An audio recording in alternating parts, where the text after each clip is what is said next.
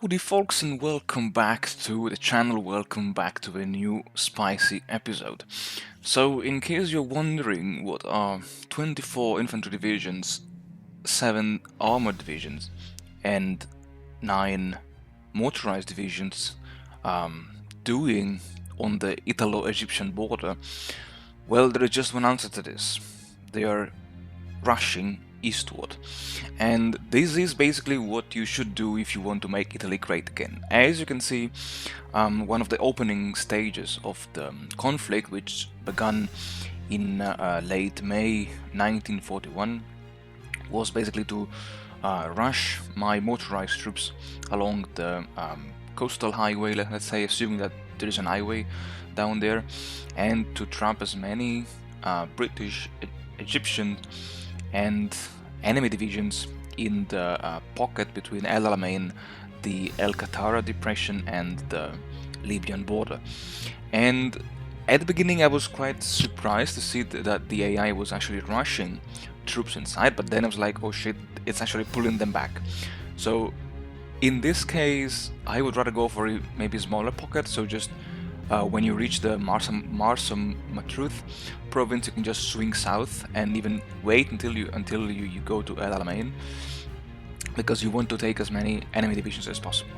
And despite the fact that a bunch, I think 3 or 4 enemy units escaped, I was quite satisfied, because the bulk of the Egyptian army, as well as 3 British and 1 Indian divisions, were trapped in the pocket. Oh, I forgot the South African, yeah, very important.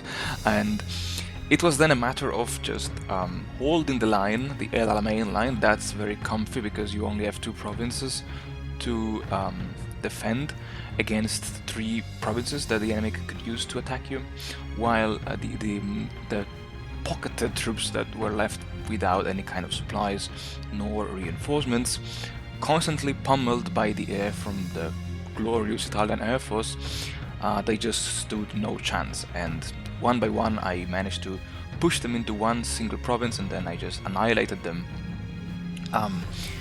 And yeah, this allowed me to finally redeploy the Telera's motorized army corps on the Alexandria front.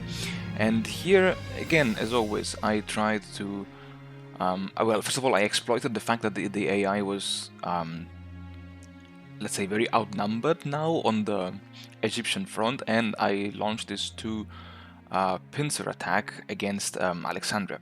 The goal of this attack was to capture as many victory points as possible to take control of the supply zone. And this is something that I realized while playing this campaign. I saw that the first army was just being held in reserve, and then I realized too late that, because I don't know if you can see it, but many divisions do have this yellow exclamation mark, and this exclamation mark means that if those units were brought in the front line, they would have worsened the supply situation of the whole front line.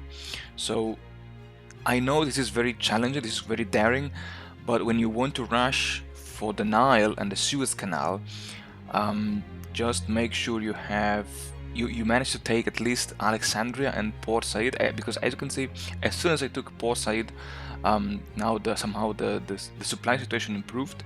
I think because I expanded, exactly, I took control of the Cairo province, and the AI then realized, okay, cool, I can move some more troops. And yeah, that was very risky, because I saw the British launching a counterattack from the southeast, and they almost reached the sea at El Alamein. They were stopped in the nick of time. And again, I lost some troops encircled in the Sinai Peninsula, but well, this did not occur because I was heavily micromanaging all my operations. The Allies did put quite a fierce fight in Cairo, and yeah, I managed to overcome their resistance, even though they still held on the left shore of the Suez Canal. For whatever reason, I found myself to be at war with Greece, And as I was quite confident, I told Soddu to launch his operation to invade Greece.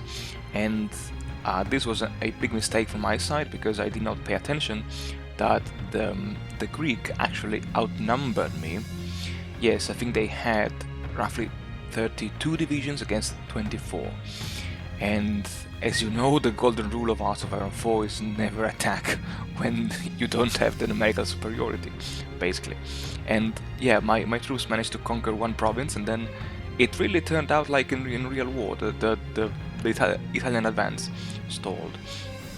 To compensate for this, more victories came from the North African theater, as I managed to trap quite a few troops on the, let's say, east, on the west of the Nile, as between the Nile and this impassable region, which is quite odd, but this is how the game works. And in the north, in Palestine, I was like, okay, let's try to perform a hooking maneuver to trap as many allied troops as possible. Because the allies were busy fighting Iraq, I was like, then I can have my free hand up there. And I think I underestimated the allies' AI, because as soon as my pincer movement was about to get closed, well, the allied brought in reinforcements and I had to interrupt my pincer operation. And as you can see now in Greece, not only my troops failed to attack, but were even driven back. And yeah, this is exactly like what happened in real life. I tried to find an exploit down there, but then I realized that I was just expanding my front line for basically nothing. In Palestine, I let the AI attack me for just to weaken its own positions, and well, in Greece I tried many times, but still I always failed to break through the enemy lines. And in the Middle East, it was just a matter of micromanaging, basically. I did not draw any battle plan, and I really advise you not to do so.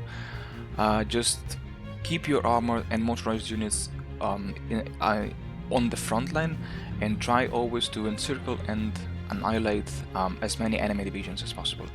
It seems that the AI is very smart in the Total War mode, because I don't know, but I had the feeling that the AI was always trying to reinforce the very last province that I was attacking, and that province may have decided the fate of many more allied troops.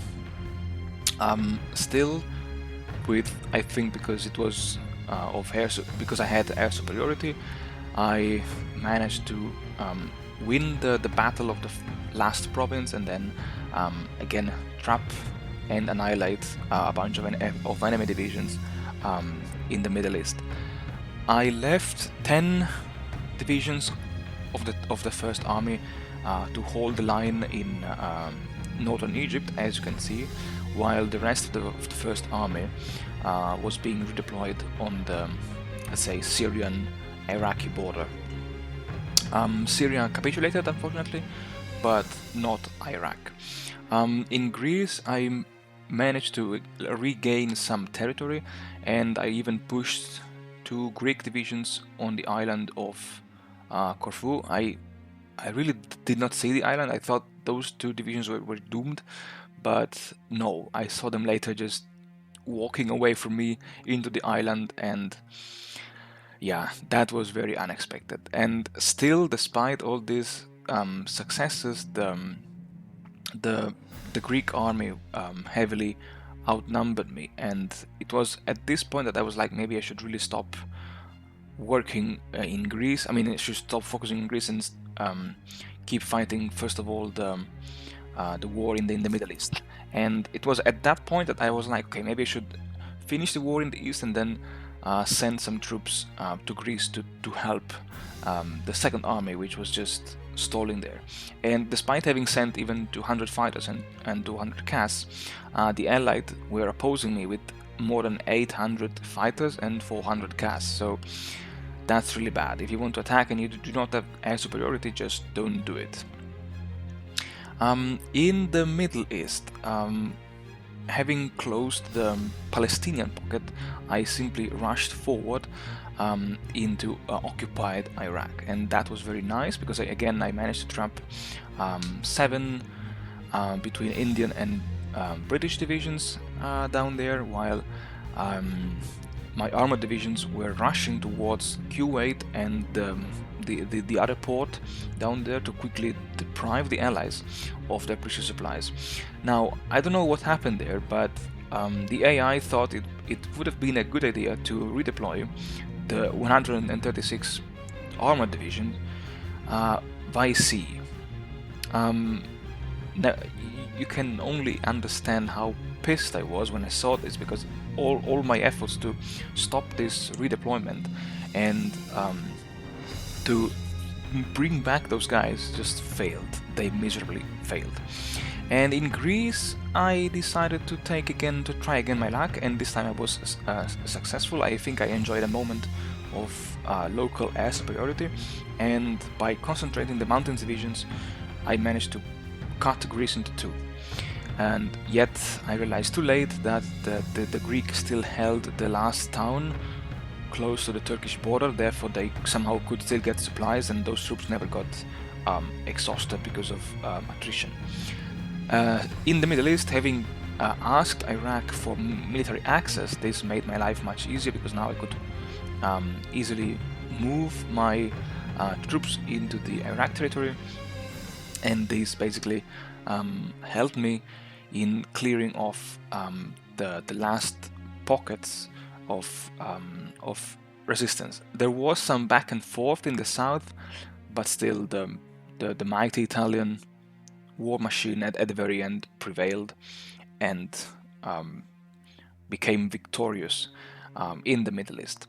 And in Greece, I tried to annihilate the northern pocket, but still, I don't know, I just failed. Maybe because I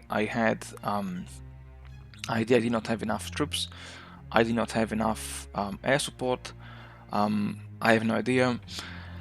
So still, despite the very small local success, at the end I suspended the operation because it turned out to be too much bloody and costly, basically, because already almost 230,000 soldiers already gave their lives for the motherland, basically.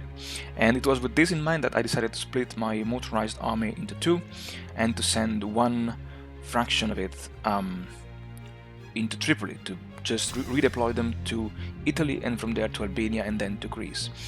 And it was at this time, however, that Bulgaria, I can spoiler it now, somehow joined the war against Greece, and this unexpected event made my life much easier.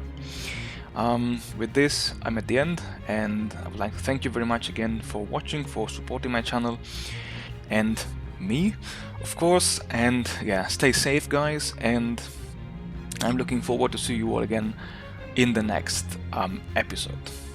Stay tuned, and bye bye.